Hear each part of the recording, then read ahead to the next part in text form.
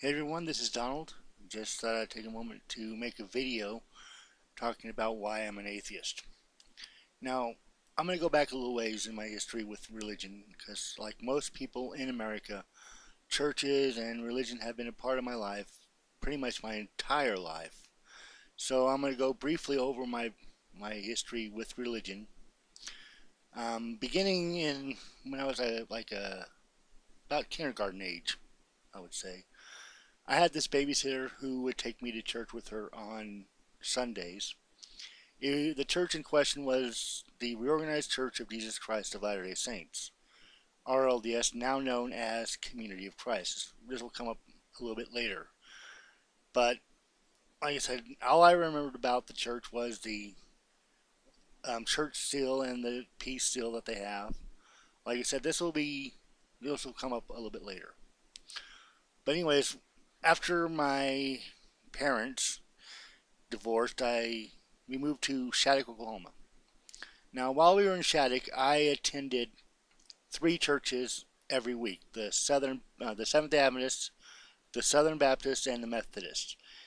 Now, admittedly, I was a horrible child. I would oftentimes go to church with the express purpose of getting someone to feel sorry for me and take me home to feed me lunch. And that worked quite a bit. My mom, she would lay out nice, clean clothes for me to wear to church. But I would dig in the hamper and I would pull out my play clothes, the ripped and torn clothes, and I would wear that to church instead.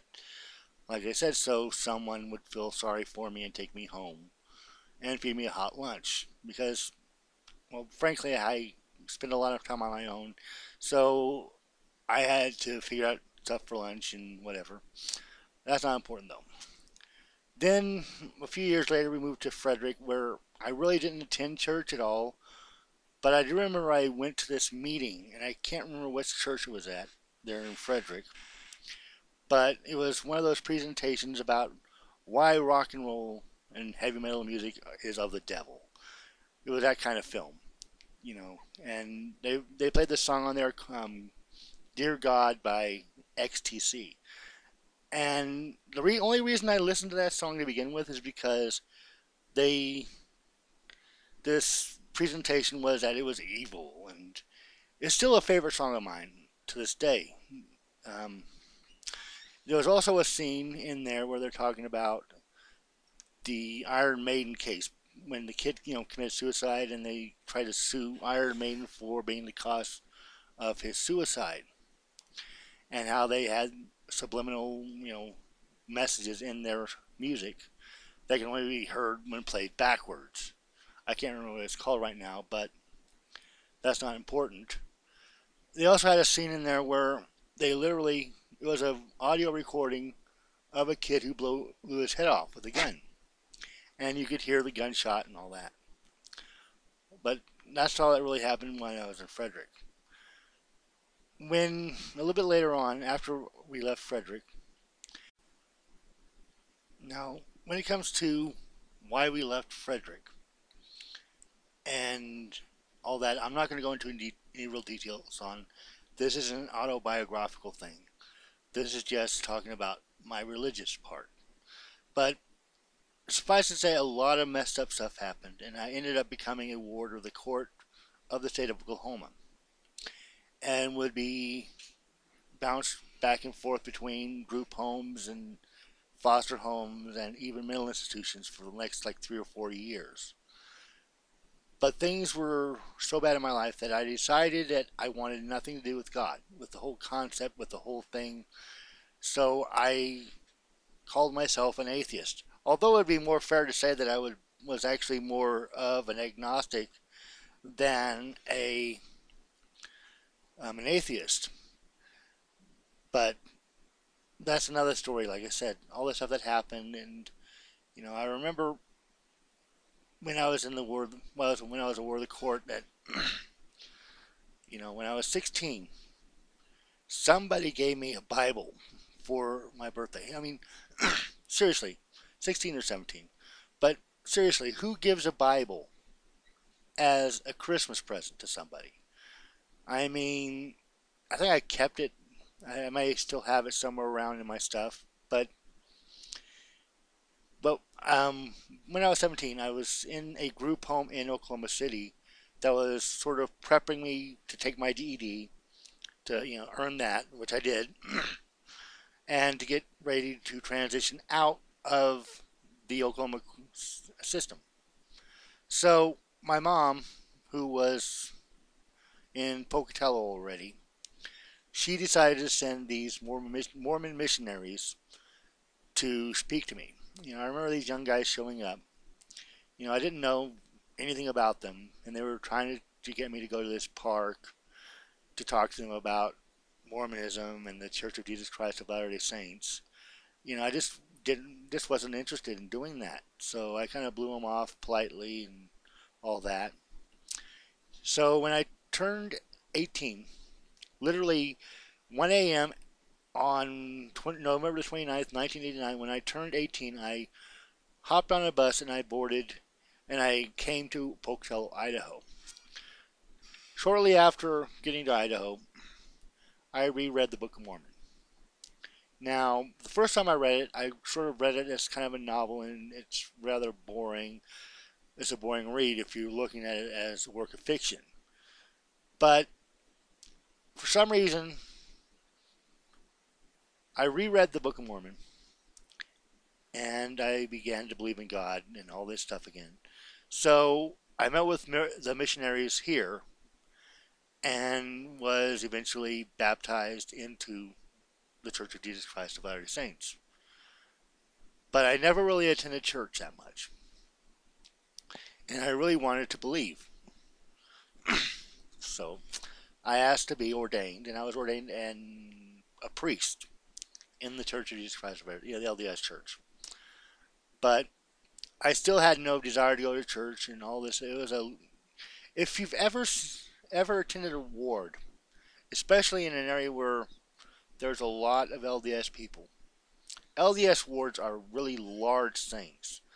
Several hundred people every week, that kind of thing. But I never really felt connected. Also, about this time, I really started looking deeper into the LDS teachings, and I began to have questions, and I began to doubt things. So I was at the library. I think it was the Eli M. Obler Library, which is the Idaho State University Library, or it may have been the public library. I can't remember which. And I came across a book called The Handbook of Denominations, which talked about the LDS Church and talked about some of the other groups within Mormonism, the other churches.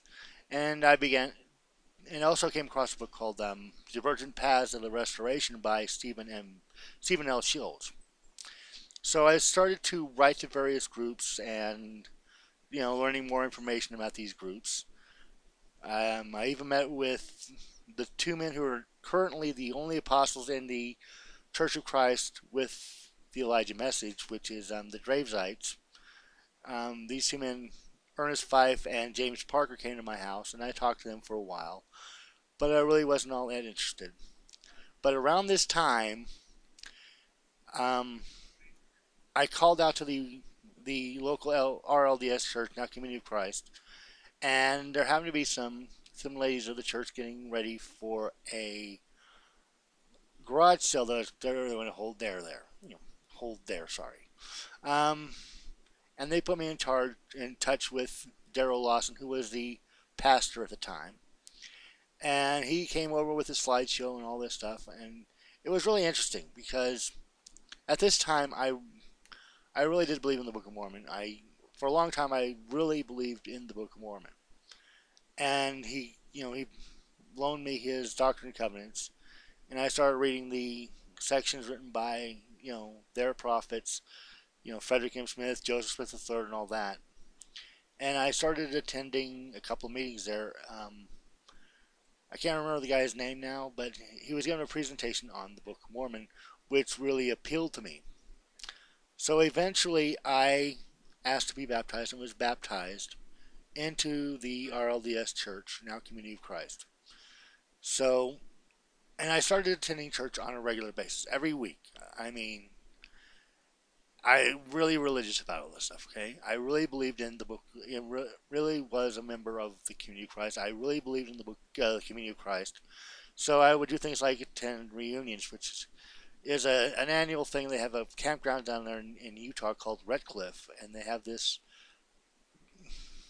district-wide, now mission center-wide sort of camping thing every year.